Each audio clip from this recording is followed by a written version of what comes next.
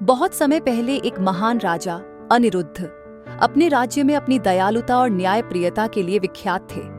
उनके परिवार में उनकी रानी माधवी और 2 बेटे अर्जुन और विक्रम थे। अनिरुद्ध के चचेरे भाई महेंद्र भी उनके साथ ही रहते थे। महेंद्र हमेशा राजा की सत्ता और वैभव से जलते थे। बाहर से वह राजा का सबसे बड़ा शुभ चिंतक लगता, लेकिन भीतर ही भीतर उनकी गद्दी हथियाने की योजना बना रहा था। महेंद्र ने अपनी चालों का जाल बुनना शुरू किया। एक रात महल में राजा के सम्मान में भोज आयोजित हुआ। हर किसी के सामने महेंद्र ने राजा के लिए खुद से बना हुआ एक पेय प्रस्तुत किया। राजा अनिरुद्ध ने बिना शंका के उसे स्वीकार किया, लेकिन उस पेय में मौत का जहर था। अगली सुबह राजा अनिरुद्ध का निधन हो गया। पूरे राज्य में शोक की लहर दौड़ गई। रानी माधवी और उनके बेटे दुख में डूब गए। इस बीच महेंद्र ने खुद को राजा घोषित करने की तैयारी शुरू कर दी, लेकिन बड़े राजकुमार अर्जुन ने तुरंत अपने पिता के निधन की परिस्थितियों पर सवाल उठाए। उन्होंने अपने छोटे भाई विक्रम से कहा, पिता की मौत सामान्य नहीं लगती, हमें सच्चाई तक पहुंचना होगा। अर्जुन ने महल के भरोसेमंद सैनिकों और दरबारियों की मदद से एक गुप्त जांच शुरू की।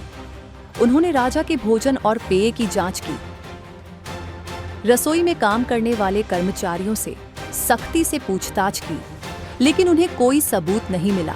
इसी बीच सिंहासन पाने की लालसा की खुशी में महेंद्र अपने सहयोगियों के साथ गद्दी पर कब्जा करने की योजना बता रहा था। उसने खुले तौर पर राजा को जहर देने की बात कबूल की। इसी बीच अर्जुन ने महेंद्र के कमरे में छिपकर उसकी बातें सुन ली। अर्जुन ने अपनी तलवार निकालते हुए कहा, चाचा, आपने मेरे पिता को मारा, अब आपकी चालें खत्म हो चुकी हैं। महेंद्र ने अर्जुन को रोकने के लिए अपने गुप्त सैनिकों को बुलाया, लेकिन अर्जुन और विक्रम पहले से तैयार थे। महल के आंगन में एक रोमांचक लड़ाई छिड़ गई। अर्जुन की तलवार बिजली की तरह चमक रही थी। विक्रम ने महेंद्र के सैनिकों को परास्त कर दिया। आखिरकार महेंद्र को पकड़ लिया गया और उसे प्रजा के हवाले कर दिया गया। अर्जुन ने प्रजा के सामने महेंद्र के गुनाहों का पर्दाफाश किया।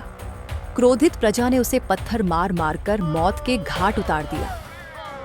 अर्जुन ने गद्दी संभालने के बाद अपने पिता राजा अनिरुद्ध की एक विशाल मूर्ति बनवाई।